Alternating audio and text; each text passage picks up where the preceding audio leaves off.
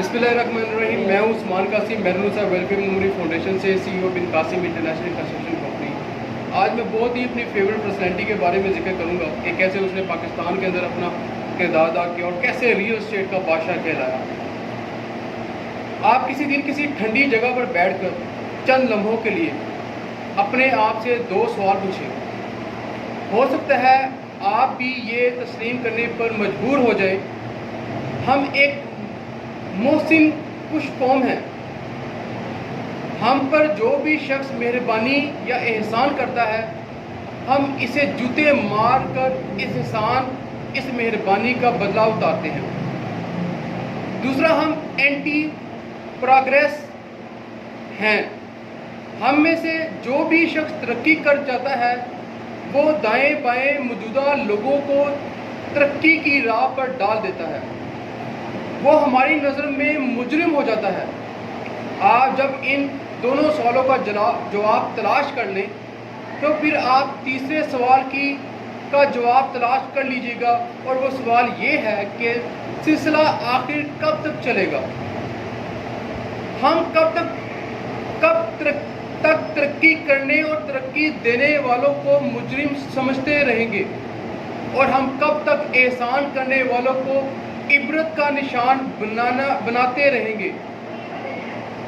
मैं अगर ये कहूँ कि मलक रियाज इन चंद लोगों में शुमार होता है जिनमें ये दोनों खामियां मौजूद हैं, तो ये गलत नहीं होगा। ये वो शख्स है जिसने मुल्क में रियल एस्टेट को बाकायदा इंडस्ट्री बनाया, middle class lower middle class को लाइफ स्टाइल दिया, और मुल्क की 60 इंडस्ट्री चलाई। और दूसरा, ये वो शख्स है जो चंद सौ रुपए की ठेकेदारी से उठा और मुल्क का सबसे अमीर शख्स बना। और ये इन दोनों इसके नाकाबिले माफ़ी जुर्म हैं। मैं एक शख्स का फ़ैन हूँ। मैंने इस फैनशिप में बेतहाशा नुकसान उठाया, मुझे गालियाँ भी पड़ी और मुझे इसका मुलाजिम और बेनिफिशियरी भी करार दिया गया, और मेरे खिलाफ तहकीकात भी हुई। लेकिन मैं कल बाज आया, और ना आज बाज आऊँगा और ना कभी बाज आऊँगा, क्योंकि मैं कम से कम एहसान फरमोश और तरक्की को जूते मारने वालों में शामिल नहीं होना चाहता। लिहाजा मैंने एक बार फिर ये सवाल करता हूँ कि आखिर इस शख्स का जुर्म क्या है। ये 26 साल से अदालतों, थानों, सड़कों पर जलील क्यों हो रहा है। इसकी इज्जत और सेहत तक बर्बाद हो गई, लेकिन इसके बावजूद रोज़ाना 18 घंटे काम करता है। और आप इस पर कोई भी पाबंदी लगा दें, आप इसकी प्रॉपर्टी जला दें, इसके रास्ते बंद कर दें, आप इसे फर्श पर बिठाकर इसके कंधे पर स्टिक रख दें, लेकिन इसके बावजूद काम करता है और पहले से ज़्यादा डिलीवर करता है।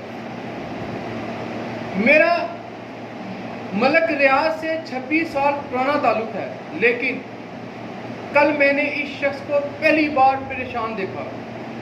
इसने मुझे फ़ोन किया और कहा, मैं अपनी गलतियों का एतराफ़ करना चाहता हूँ, मुझे यहाँ तक नहीं आना चाहिए था।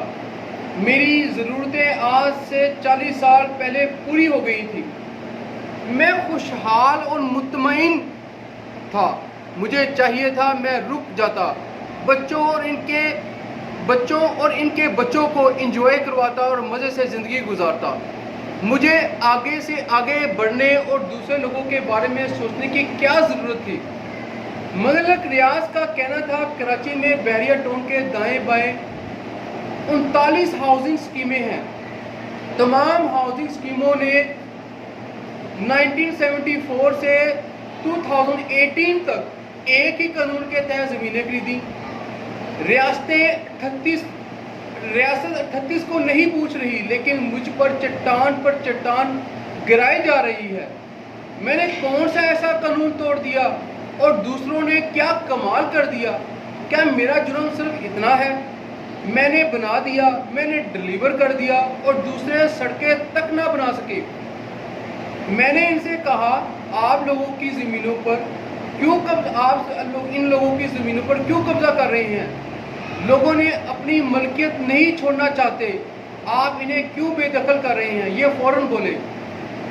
صرف میں نہیں ہوں، 39 ہاؤسنگ اسکیمیں ہیں، ان سب نے زمینیں خریدی اور قبضے لیے، لیکن احتجاج اور حملہ صرف مجھ پر ہو رہے ہیں، باقی 38 سے کیوں نہیں کوئی پوچھ رہا؟ ہم نے اگر غلطی کی تو آپ تمام ہاؤسنگ اسکیموں کی زمینیں کینسل کر دیں، سب بند کر دیں۔ آپ دوسری ہاؤسنگ اسکیموں کی قیمتیں بڑھانے کے لیے مجھے ٹارگٹ کیوں کر رہے ہیں؟ دوسرا، یہ سارا علاقہ ویران تھا، یہاں پانی تھا، سڑک تھی، ہسپتال تھا اور نہ ہی کوئی اسکول تھا۔ میں نے وہاں یہ ساری سہولتیں پہنچائی۔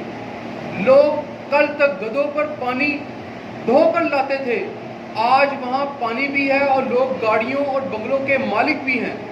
ہم وہاں گئے تو یہ زمینیں مہنگی ہوئی، ہم نہ جاتے تو آج بھی یہ زمینیں کوڑیوں کے بھاؤ بکتی۔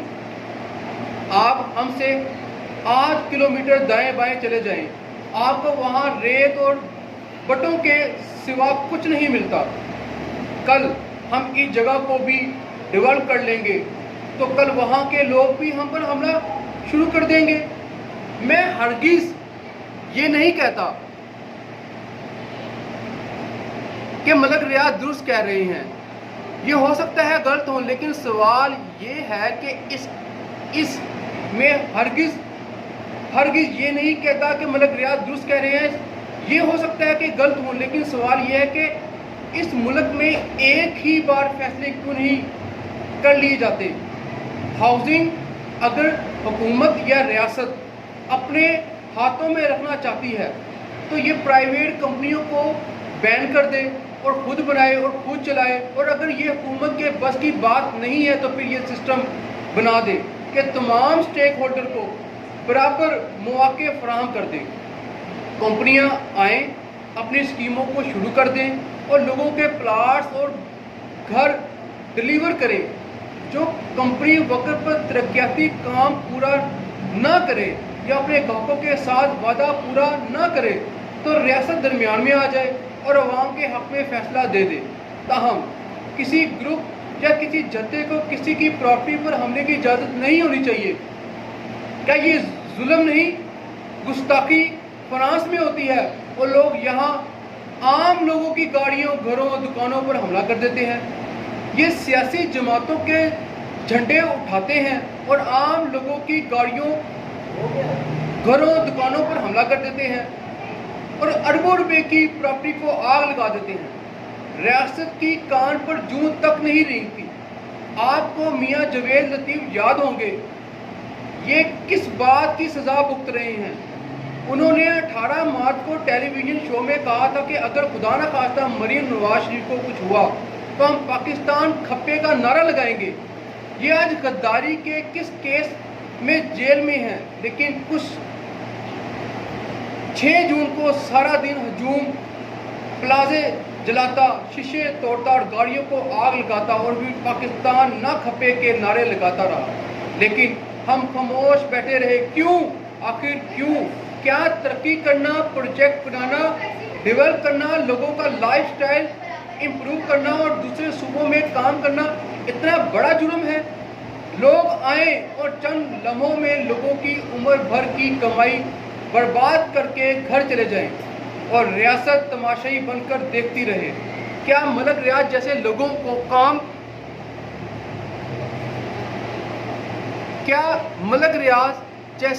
کو کام نہیں کرنا چاہیے؟ آپ یقین کریں، یہ شخص اگر کسی ترقی یافتہ ملک میں ہوتا تو یہ آج بل گیٹس کی طرح سیلیبریٹی ہوتا، لیکن ہم نے اسے ملک میں گبر سنگھ بنا دیا ہے۔ یہ مندر کا گھنٹا بن کر رہ گیا ہے۔ ملک میں جو بھی حکومت آتی ہے اسے بچانا شروع کر دیتی ہے اور نقصان عام آدمی کا ہوتا ہے۔ سپریم کورٹ نے 2018 میں جب بیریا ٹاؤن کراچی کے خلاف سو موٹیو لیا تو آپ ملک میں ریل اسٹیٹ کی پروگریس دیکھ لیں۔ کراچی میں نیا شہر بن رہا تھا، لوگ دہشت، اسٹریٹ کرائمز اور کچرے سے نکل کر صرف صاف ستھرے ماحول میں آباد ہو رہے تھے۔ کراچی کی معاشی سرگرمیوں میں بھی کرنٹ दौड़ रहा था, लेकिन सुप्रीम कोर्ट की कार्रवाई से रियल एस्टेट की सारी मार्केट क्रैश हो गई और लोगों के खरबों पे डूब गए।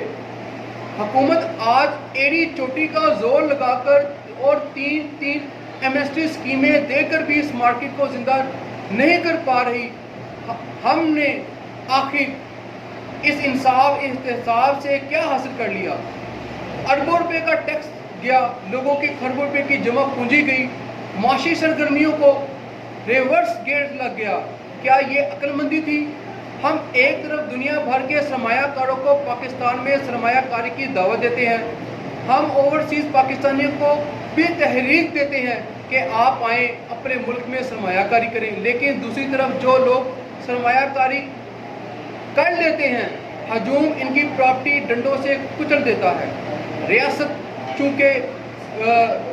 चूँ भी नहीं करती। हम एक तरफ लोगों से कहते हैं आप काम करें, आप सरमायाकारी करें, आप दूसरी तरफ जो लोग अपनी जमा पूंजी लगा बैठते हैं, जो काम कर लेते हैं, हम इन्हें अदालतों, थानों, जेलों में जलील करके रख देते हैं। अगर डिलीवर करने वाले इसके बाद भी सर्वाइव कर जाएं तो हम इन्हें इस तरह हजूम के हवाले कर देते हैं कि लोग आते हैं, गालियाँ देते हैं, डंडों से इमारतों के शीशे तोड़ते हैं, आग लगाकर रक्स करते हैं। ये मुल्क है, ये तमाशा है। कराची में आज भी सैकड़ों ऐसे बिजनेसमैन हैं जो काम कराची में करते हैं लेकिन रहते दुबई में हैं। ये सुबह की फ्लैट से आते हैं, शाम को दुबई चले जाते हैं। क्यों? क्योंकि ये लोग अपने बच्चों को ऐसे हादसों से बचाना चाहते हैं। ये अपने पेश ऑफ माइंड की कुर्बानी देने के लिए तैयार नहीं है। क्या हम अपने एक्शन से इन लोगों को सही साबित नहीं कर रहे?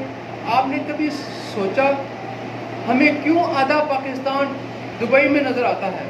क्यों हम गैर मुल्क होने के बावजूद वहाँ लोगों पर प्रॉपर्टी और जान दोनों महफूज हैं, जबकि हमने इस मुल्क को खाड़ा बना कर रखा है? लिहाजा आप लोगों को तहफ़्फ़ुज़ दें, इन्हें काम करने दें, या फिर किसी दिन मुल्क में काम करने वालों को, तमाम लोगों को इकट्ठा करके एक ही बार फांसी दे दें, ताकि कम से कम ये रोज़ की बक ख़त्म हो।